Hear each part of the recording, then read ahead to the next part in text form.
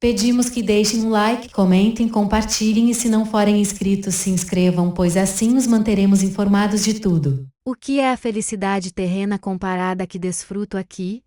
Esplêndidas festas terrenas em que se ostentam os mais ricos paramentos. O que são elas comparadas a estas assembleias de espíritos resplendentes de brilho que as vossas vistas não suportariam, brilho que é o apanágio da sua pureza? Desse ponto em diante da codificação, toda referência ao estado do espírito entre duas vidas é chamado de erraticidade. Esse termo, no entanto, é muito pouco utilizado no movimento espírita hoje em dia, que utiliza com muito mais frequência as expressões plano espiritual e mundo espiritual, horizontes nebulosos e limitados, que são, comparados ao espetáculo de mundos, a moverem-se no universo infinito ao influxo do Altíssimo.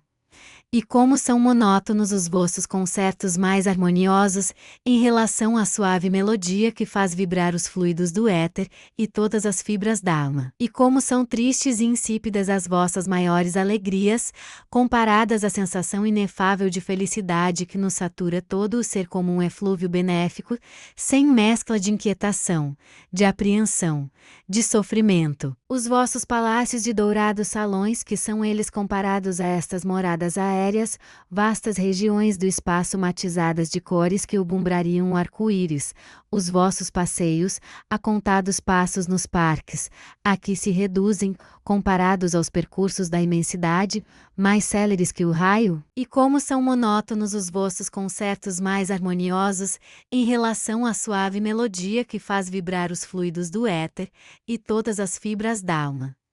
E como são tristes e insípidas as vossas maiores alegrias, comparadas à sensação inefável de felicidade que nos satura todo o ser como um eflúvio benéfico, sem mescla de inquietação, de apreensão, de sofrimento, horizontes nebulosos e limitados que são, comparados ao espetáculo de mundos, a moverem-se no universo infinito ao influxo do Altíssimo. Aqui, tudo ressumbra amor, confiança, sinceridade.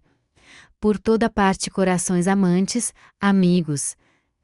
Trechos de comunicação de espírito que afirma ter sido uma condessa chamada Paula reproduzidos por Kardec no capítulo 2 Espíritos Felizes, segunda parte de O Céu e o Inferno. Há adeptos da doutrina espírita que dizem que a codificação nada fala acerca de um plano espiritual, limitando-os a chamar de erraticidade, o espaço ocupado pelos espíritos desencarnados como vimos mais acima. Por um lado, de fato, as obras fundamentais do Espiritismo não abordam de forma mais detida essa questão, chegando Kardec inclusive a classificar uma descrição, feita por uma santa católica, de algo bastante assemelhado ao umbral da tradição espírita brasileira, como um simples pesadelo. Por outro, trechos como o Cap Vir, segunda parte, de O Livro dos Médiuns, intitulado Laboratório do Mundo Invisível, e o Cap Shiv, item 3, de A Gênesis, são apontados por estudiosos espíritas como indícios de que o codificador entrevia detalhes muito mais complexos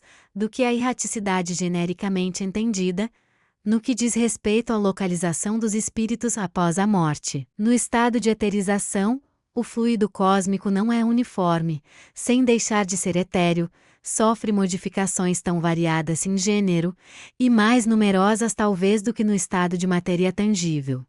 Essas modificações constituem fluidos distintos que, embora procedentes do mesmo princípio, são dotados de propriedades especiais e dão lugar aos fenômenos peculiares ao mundo invisível. Dentro da relatividade de tudo, esses fluidos têm para os espíritos, que também são fluídicos, uma aparência tão material quanto a dos objetos tangíveis para os encarnados e são, para eles, o que são para nós as substâncias do mundo terrestre. Eles os elaboram e combinam para produzirem determinados efeitos, como fazem os homens com os seus materiais, ainda que por processos diferentes. Lá, porém, como neste mundo, somente aos espíritos mais esclarecidos é dado compreender o papel que desempenham os elementos constitutivos do mundo onde eles se acham. Os ignorantes do mundo invisível são tão incapazes de explicar a si mesmos os fenômenos a que assistem, e para os quais muitas vezes concorrem maquinalmente. Como os ignorantes da Terra o são para explicar os efeitos da luz ou da eletricidade, para dizer de que modo é que veem e escutam. Segundo a doutrina espírita, o mundo material é uma cópia do mundo espiritual.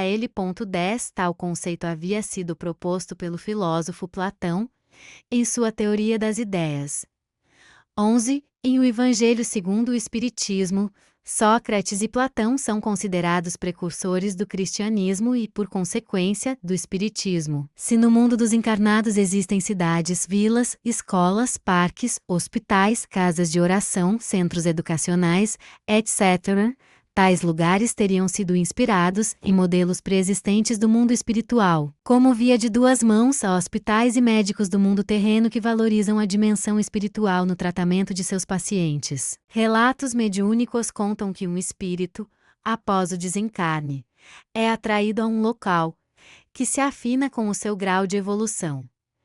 Dependendo do mérito, o desencarnado poderá acordar em um hospital, onde receberá cuidados psicológicos, ou em seu corpo semimaterial perispírito. Nos hospitais da erraticidade, equipes médicas cuidam dos pacientes através de passes, medicamentos ou, até mesmo, cirurgias. O mundo de desejos, segundo Max Heiner, é uma dimensão cósmica que está situada entre o plano físico e o mundo do pensamento.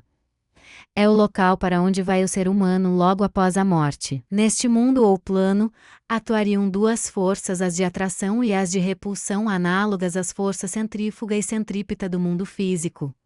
As forças de repulsão são as responsáveis pela dor e pelo sofrimento que o homem sente neste mundo, em decorrência dos maus atos praticados em vida, enquanto as forças de atração são as responsáveis pela alegria e bem-estar que o ser humano sente em decorrência dos bons atos. Este mundo se subdivide em 7 regiões, sendo que nas 3 inferiores, chamadas de purgatório, atuam as forças de repulsão, e nas 3 superiores, chamadas de primeiro céu, ou paraíso, atuam as forças de atração. A 4ª região, intermediária, é o local onde as forças entram em equilíbrio, e é o local onde ficam os materialistas justos. Vale recordar que todo ser humano, segundo Max Heiner, passa por todas as 7 regiões antes de ingressar no mundo do pensamento, onde começarão os preparativos para a encarnação seguinte. Na teosofia, o mundo de desejos também é conhecido como plano astral. Concordando com outras correntes, a teosofia diz que este é um plano de existência intermediário entre o mundo físico e o mundo mental ou celeste, uma região onde a vida é mais ativa e as formas mais plásticas que no plano físico, formas que estão sujeitas à influência do pensamento. As entidades que aqui vivem, elementais, devas inferiores e pessoas mortas há pouco tempo, podem mudar seu aspecto simplesmente pensando em uma dada forma, sendo sumamente fácil para seres brincalhões, ou mesmo malévolos, enganar os que não foram preparados para reconhecer tais ilusões. É o reino das emoções e desejos por excelência, onde eles são sentidos em toda a sua intensidade, sem o efeito amortecedor causado pelo corpo físico mais denso. Bem, vamos ficando por aqui. Comentem e compartilhem. Se não forem inscritos, se inscrevam, pois assim os manteremos informados de tudo.